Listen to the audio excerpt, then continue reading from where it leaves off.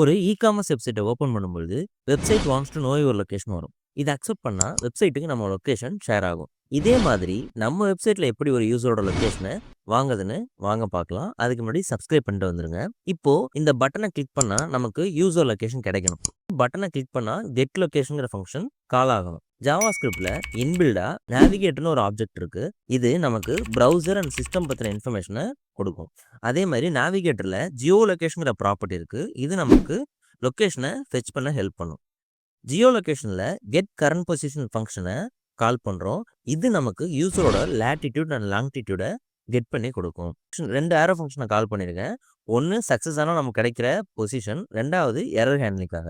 So success ஆனால் பொசிஷனுங்கிற ஆப்ஜெக்டை நமக்கு கொடுக்கும். பொசிஷனுக்குள்ள கோஆர்ட்ஸ் அப்படின்னு இருக்கும். அது கோஆர்டினேட்ஸ் தான் ஷார்ட்ஸாக சொல்லியிருக்காங்க. கோஆர்டினேட்ஸ்குள்ள லேட்டிடியூட் அண்ட் லாங்கிடியூட் ரெண்டுமே நம்ம கெட் பண்ணிக்கலாம். நீங்கள் லேட்டிடியூட் லாங்கிடியூட் மட்டும் இல்லாமல் ஆல்டிடியூட் இது மாதிரி நிறைய விஷயங்கள் இருக்குது. ஆல்டிடியூட்னா என்னன்னு தெரிஞ்சால் கமெண்ட் பண்ணுங்க. இப்போ நான் பட்டனை கிளிக் பண்ணுறேன். கிளிக் பண்ணால் எனக்கு என்ன வருதுன்னா, this website wants to know your location வரும். ஸோ இதில் நான் அக்செப்ட் பண்ணால் என்னோட லொகேஷன் ஷேர் ஆகும்.